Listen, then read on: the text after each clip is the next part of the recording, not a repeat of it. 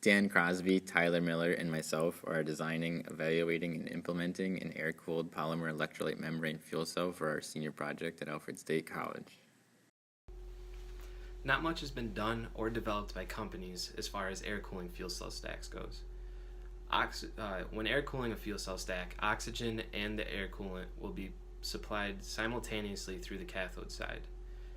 The air will be pulled by a fan through the cell. Using a fan instead of the usual liquid cooling system will result in a lighter and cheaper system. If an efficient way of supplying oxygen from the atmosphere to the cathode side of the cell while using the same air to cool the stack was developed, the cost of hydrogen fuel cells and hydrogen fuel cell powered systems would drop and become more widely used. The air around us is about 21% oxygen. Using this air instead of compressed air will result in also a more easier to use and more cheaper system.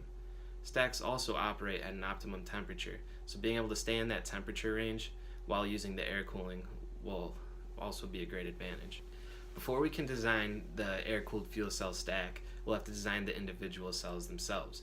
An open path to deliver oxygen will be needed from the air to the cathode side CCDM or catalyst-coated diffusion media.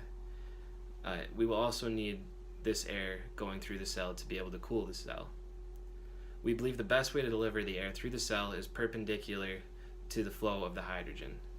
Coming from the other way, parallel to the hydrogen, will result in some challenges on how to deliver hydrogen through the entire cell stack.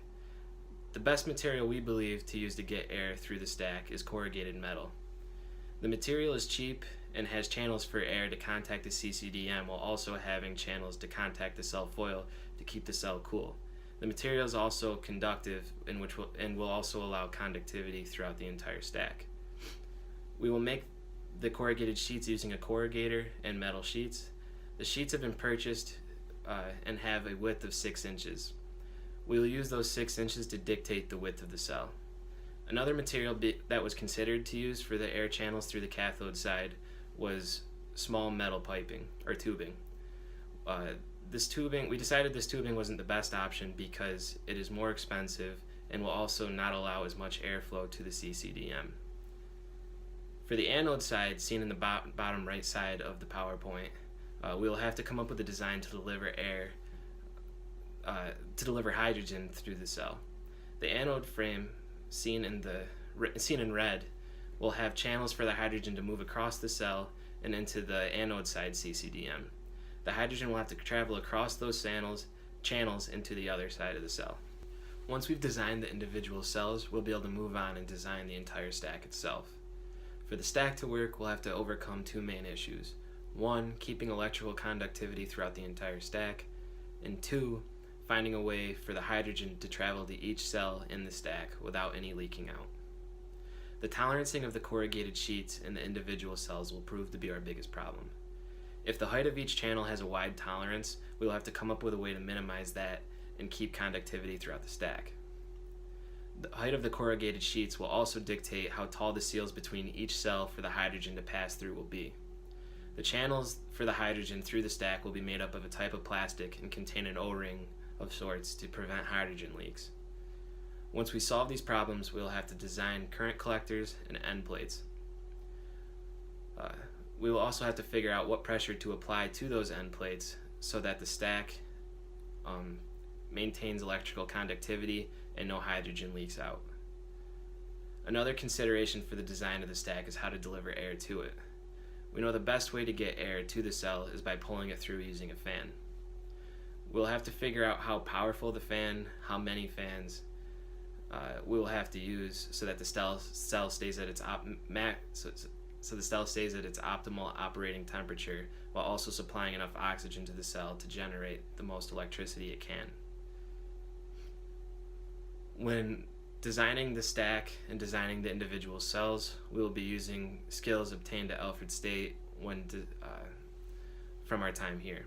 When figuring out how to remove heat from the cell, we will be using skills from our thermodynamics and heat transfer classes. When calculating how much airflow is needed to go through the corrugated channels, we will also be using skills from our fluid mechanics class. Choosing the correct materials is a key component in making the fuel cell run to its fullest potential. These materials need to be cost efficient and also have the right properties for the correct function of the fuel cell. The membrane is the layer in between the electrode catalysts. The purpose of the membrane is to transport protons from the anode to the cathode, so this material has to be highly conductive. The membrane also has to keep the gases separate from each other and must be stable and durable to withstand harsh conditions such as an active catalyst, high temperatures, strong oxidants, and also reactive materials. The catalyst itself is the anode and the cathode of the MEA, or membrane electrode assembly. It has been determined that platinum is the best element used for the cathode and the anode application. Small particles of platinum are mixed with larger particles of carbon powder. This maximizes the surface area without much waste. We decided in our application we are going to be rolling or spraying the catalyst directly onto the membrane. The gas diffusion layer is a carbon-based porous material mainly used to diffuse the gas. This layer goes on the outside of the catalysts. The GDL, or gas diffusion layer, must have great conductivity, low resistance, and also have proper hydrophobicity, as in keeping water away from it. This material must be conductive so current can travel between the catalyst and the bipolar plate. This material also needs to be porous enough to allow gas to flow through, but to keep water out. Outside of this layer is the gaskets. The gaskets are typically made of PTFE, which is also a hydrophobic material to keep water out. This does not allow electrons to flow away from the cathode or the anode. The gaskets also protect the membrane itself from the bipolar plates. The bipolar plates. Their primary function is to supply gases through the flow ports or channels, also called the flow fields. These plates must be highly conductive to make strong connections between the cells. These need to be strong enough to withstand assembly pressure and must not allow gas to flow through. These also need to be extremely resistant to corrosion, high temperatures, humidity, and have great electrical potential. The issue with these plates is they're typically expensive because the material chosen is usually graphite. Outside of this layer are the current collectors. These plates need to be highly conductive. This is the part of the fuel cell where the external circuit connects to the assembly. Outside of this are the outer plates. These need to be non-conductive and also resistant to heat flow and corrosion. This will include the inlet and the outlet ports to the cell. This is the plates that will sandwich the entire cell together and hold the compression of the entire assembly. Keep in mind that all of these materials need to be cost efficient and also have the right properties. So after the stack is built, we're going to have to evaluate the performance. And there's several options at Alfred currently to evaluate the performance of the stack. We have a Greenlight Innovations test stand and a Scribner test stand that both operate. However, these test stands do not provide the flow rates required for this large-scale test. We could purchase a full-scale test stand, however, these are really expensive. So we have decided to rebuild the test stand that's in the lab right now that was created by Plug Power in the early 2000s. This stand will provide up to 200 normaliters per minute of gas to the cell, making it a very robust test stand capable of testing very large stacks in the future. We're going to design the humidification system to provide up to 100% relative humidity at the high flow rates. The cooling requirements for a large stack will also be considered in the cooling system for this stand. We started this rebuild by drawing a block diagram of the gas flow processes to understand how the stand used to operate and try and rebuild it to our purposes. After doing this, we found that most of the test stand will have to be taken apart and rebuilt. There was a computer that came with the test stand.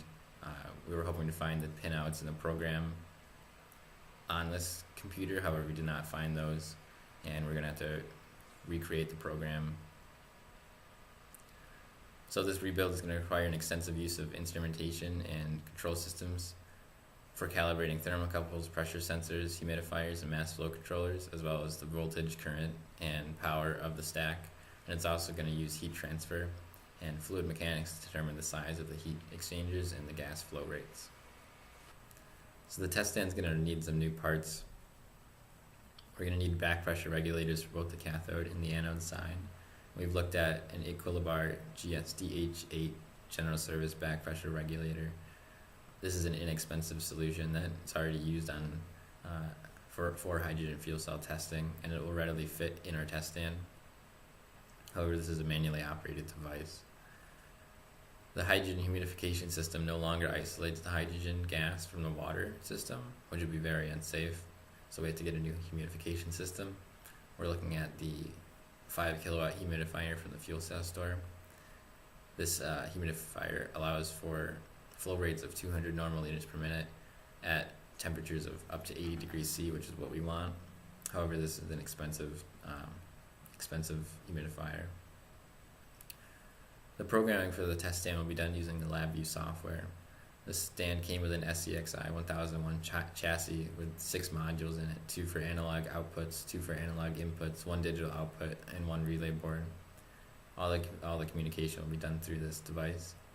The heating system, however, will be manually operated with an existing water heating system for safety. We don't want to have runaway heating elements as a result of the programming.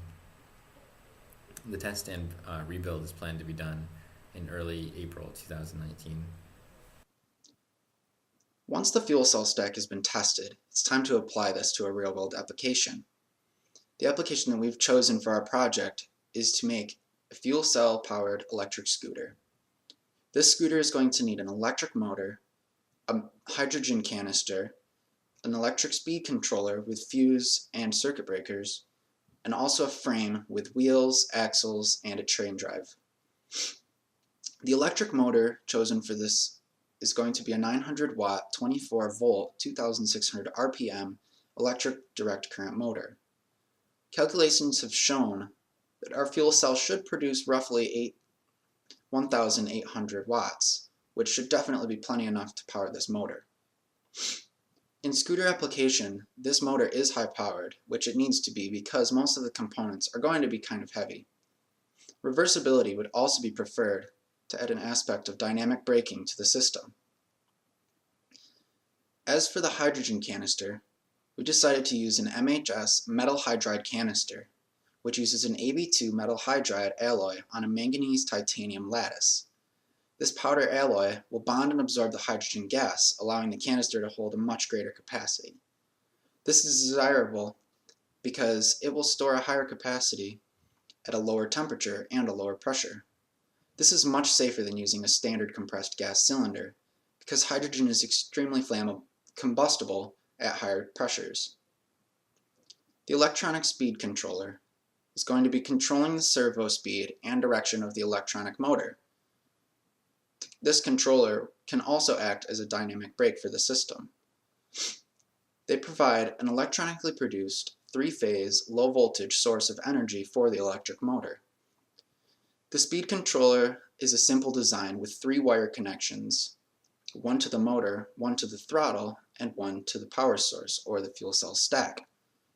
A power switch and fuse or circuit breaker must be installed between the controller and the fuel cell stack in case of any spikes in voltage from the system. As for the frame needs to be custom made to fit everything on there. The frame needs to be durable enough to carry the load of the fuel cell motor and also a full-grown adult. This frame also needs to be made as light as possible as to not add any more weight to the system.